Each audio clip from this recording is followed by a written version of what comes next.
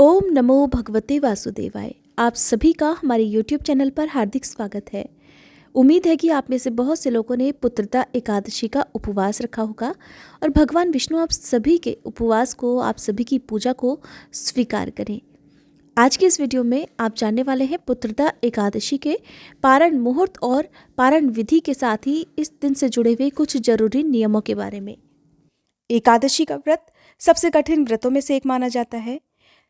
इस व्रत का पूर्ण फल तभी प्राप्त होता है जब दशमी तिथि से लेकर द्वादशी तिथि तक कुछ जरूरी नियमों का पालन किया जाए। कई बार लोग जानकारी के अभाव में शुभ मुहूर्त बीतने के बाद या शुभ मुहूर्त से पहले व्रत खोलते हैं। कई बार हरिवासर के समय व्रत खोल लेते हैं, जिसके कारण व्रत का पूर्ण फल प्राप्त नहीं होता है। उससे आपके द्वारा किया गया एकादशी का व्रत पूरी तरह से खंडित या निष्फल भी हो सकता है।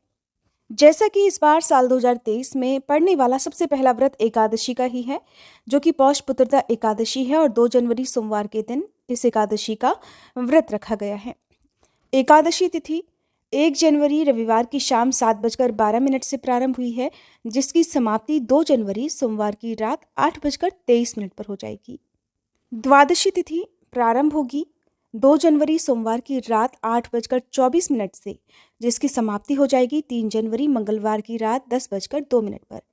हरिवासर का जो समय होता है वो जब द्वादशी तिथि शुरू होती है तो उसकी शुरुआत के 5 से 6 घंटे का समय होता है, जो कि द्वादशी तिथि को सुबह सूर्योदय से पहले पहले ही समाप्त हो जाएगा।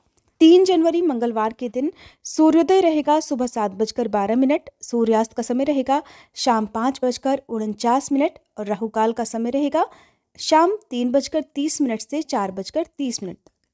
एकादशी का जो व्रत है वो कभी भी सूर्योदय से पहले नहीं खोला जाता है, इसलिए एकादशी का जो व्रत खोला जाएगा वो 3 जनवरी मंगलवार को सुबह 7:12 से लेकर 9:50 के अंदर अंदर खोला जाएगा। एकादशी व्रत का नियम दशमी तिथि से लेकर द्वादशी तिथि तक चलता है। द्वादशी तिथि को पारण करते समय चावल खाए जाते हैं। जो लोग इस नियम का पालन नहीं करते हैं वो केवल फल या फिर शुद्ध सात्विक भोजन से भी व्रत खोल सकते हैं, लेकिन जो वैष्णव संप्रदाय के लोग हैं उन्हें द्वादशी तिथि को चावल से पारण करना अनिवार्य होता है।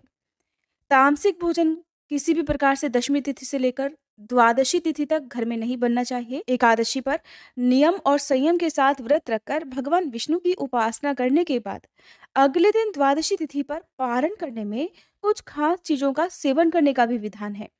इस व्रत के पारण में कुछ विशेष चीजों का प्रयोग करने से आपको व्रत का पूरा पूरा फल प्राप्त हो सकता है और भगवान विष्णु भी प्रसन्न होते हैं। तो आइए जानते हैं वो वस्तुएं क्या हैं और किस प्रकार व्रत का पारण करना चाहिए, और इस बार की जो एकादशी है उसका पारण मुहूर्त कब से कब तक रहने वाला है, इस वीडियो के लास्ट में आप जानेंगे।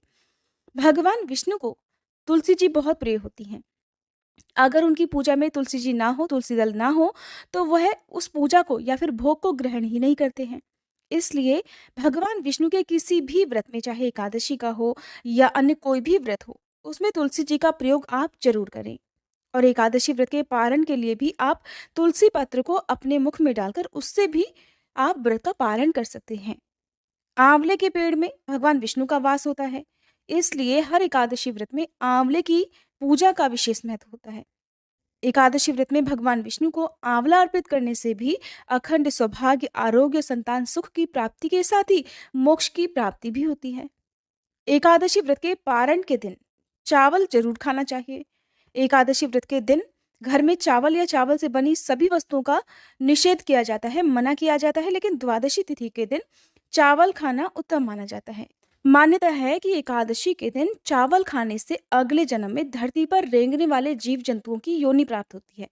लेकिन द्वादशी तिथि को अगर चावल खाकर व्रत का पारण किया जाए तो गलती से यदि आपने एकादशी के दिन चावल का प्रयोग कर लिया हो, चाहे वो पूजा में अक्षत के रूप में या चावल से बनी हुई किसी भी वस्तु का सेवन परिवार के सदस्यों ने कर लिया हो या आपसे कोई गलती हो गई हो, तो उससे अगले जन्म में इस योनि से मुक्ति मिल जाती है। जो दोष लगता है वो दूर हो जाता है। व्रत पारण यदि आप शुद्ध सात्विक भोजन से करते हैं तो अगर हो सके तो उसमें घी का प्रयोग करना चाहिए, घी से बने हुए भोजन का प्रयोग करना चाहिए। और घी में भी गाय के घी को सबसे शुद्ध माना गया है। अगर गाय का घी ना हो तो फिर आप जो भी सरसों का तेल आदि है, तिल का तेल है, उससे भी भोजन बना सकते हैं। किन चीज़ों को भोजन में शामिल नहीं करना है, ये बात आपको पारण करते समय ध्यान रखनी है। जैसे कि मूली, बैगन, मसूर की दाल, लहसुन, प्याज, इन सब का पारण में प्रयोग निषिद्ध होता है। इन सब का यूज़ अगर आप पारण वाले दिन करते हैं, चाहे वो रात के भोजन में करते हों द्वादशी तिथि को, उससे भी दोष लगता है, व्रत का पूरा-पूरा लाभ नहीं मिलता है।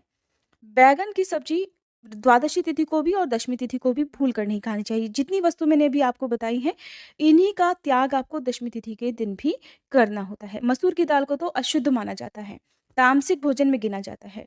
इसलिए व्रत के ठीक बाद में सेहत की दृष्टि से भी ये सारी चीज़ें जो हैं वो सही नहीं होती हैं। कोई भी व्रत तभी पूर्ण होता है जब 1 दिन पहले या व्रत के अगले दिन शुद्ध सात्विक भोजन किया जाए। और इस प्रकार का जो भोजन होता है उसे खाने से उत्तेजना होती है, क्रोध, हिंसा या मन में अशांति की भावना आ जाती है। मन में तरह-तरह के दुर्विचार आ जाते हैं। यही कारण है कि किसी भी व्रत में हमारे हिंदू धार्मिक मान्यताओं के अनुसार केवल शुद्ध सात्विक भोजन करने की ही सलाह दी जाती है।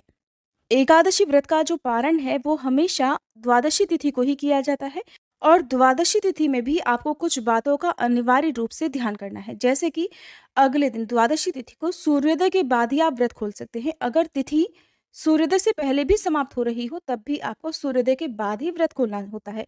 उस समय त्रयोदशी तिथि यदि लग भी जाए तो उसका दोष नहीं लगता है। दूसरी बात, हरिवासर के समय का आपको ध्यान रखना होता है। एकादशी व्रत का पारण कभी भी हरिवासर के दौरान नहीं किया जाता है। जो भी श्रद्धालु व्रत करते हैं उन्हें व्रत खोलने से पहले हरिवासर के समय के समाप्त होने की प्रतीक्षा जरूर करनी चाहिए। और हरिवासर जो समय होता है वो द्वादशी तिथि का पहला 1/4 पहर होता है, जो कि शुरुआत के लगभग 5 से 6 घंटे का समय होता है जब द्वादशी तिथि लगी होती है। तो व्रत करने वाले जितने भी श्रद्धालु हैं उन्हें इस बात का ध्यान रखना है। साथ ही मध्याह्न के समय भी एकादशी का व्रत नहीं खोला जाता है। कई बार समय का अभाव होता है तो सुबह के समय लोग शुभ मुहूर्त में व्रत नहीं खोल पाते हैं और द्वादशी तिथि जब सारा दिन होती है तो ऐसे में 11 बजे से लेकर 1 बजे के बीच में भी एकादशी का व्रत नहीं खोला जाता है। 1 बजे से लेकर शाम 4 बजे के बीच में भी तब आप व्रत खोल सकते हैं जब आप ये ध्यान रखें कि सुबह आप किसी कारण से व्रत नहीं खोल पाए हैं। वैसे तो जो सुबह सूर्योदय के बाद की शुरुआत के 2 से 3 घंटे का समय होता है, वही सबसे उत्तम होता है व्रत खोलने के लिए। इसलिए पूरी कोशिश करनी चाहिए कि शुभ मुहूर्त में ही आप व्रत खोलें। कभी-कभी एकादशी का व्रत लगातार 2 दिन के लिए हो जाता है। जब एकादशी व्रत 2 दिन तक होता है, यानी कि एकादशी की जो तिथि है, वो 2 दिन होती है। जैसे कि इस बार की एकादशी है, तो जो पहली एकादशी है, तो उन लोगों को, स्मार्त परिवारजनों को पहले दिन वाली एकादशी का व्रत रखना चाहिए। और दूसरे दिन वाली एकादशी जिसे दूजी एकादशी कहते हैं, उसका व्रत सन्यासी, विधवा और मोक्ष प्राप्ति के इच्छुक या जो भी वैष्णव संप्रदाय के लोग हैं, वो लोग रखते हैं। वैसे तो दूसरी एकादशी यानी कि जो द्वादशी तिथि युक्त एकादशी है, उसका व्रत कोई भी रख सकता है। और कुछ लोग तो ऐसे भी होते हैं जो भगवान विष्णु में बहुत अटूट श्रद्धा रखते हैं, विश्वास रखते हैं और मोक्ष प्राप्ति की कामना से दोनों ही तिथियों का उपवास भी करते हैं। यानी कि 2 तिथि में यदि एकादशी है तो दोनों ही दिन व्रत रखकर फिर द्वादशी तिथि को शुभ मुहूर्त में व्रत का पारण करते हैं। तो एकादशी के दिन आपने व्रत यदि रखा है तो द्वादशी तिथि को आप सुबह को जल्दी उठकर भगवान विष्णु की पूजा अर्चना करें।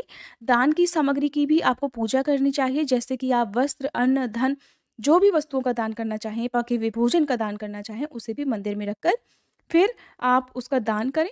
ध्यान रखें कि शुभ मुहूर्त के अंदर ही आपको ये काम करना है। राहु काल का जो समय होता है उसमें आपको ध्यान रखना है कि उस समय आप ना तो व्रत खोलें, ना ही दान आदि दें। तो राहु काल का समय भी आपको हमारी हर वीडियो में बताया जाता है। दान देने के बाद ही व्रत खोला जाता है, लेकिन यहाँ पर भी 2 बात है। कई बार ऐसी परिस्थिति आ जाती है कि आप जॉब करते हैं या आपके पास समय नहीं है कि आप इतनी जल्दी उठकर जो है दान देकर आ सकें। अब ऐसे में दान की वस्तु तो आप घर में रखे हुए हैं, आप व्रत कैसे खोलें? तो इसके लिए आप क्या कर सकते हैं, जो भी दान की सामग्री है आप उसे मंदिर में रहने दें या किसी भी पवित्र जगह पर उठा दें जहाँ पर लहसुन प्याज से बने हुए भोजन के हाथों से अशुद्ध अवस्था में बिना स्नान किए हुए दान की सामग्री को ना छुएं। और फिर उससे पहले यानी कि जो व्रत आपको खोलना है उससे पहले आपको जो भी काली चींटियाँ हैं उन्हें आटा शक्कर मिलाकर डाल देना चाहिए। गौ माता को आप गुड़, रोटी, चने की दाल खिला सकते हैं, हरी घास, हरे मटर खिला सकते हैं और उसके बाद आप अपना व्रत खोल सकते हैं।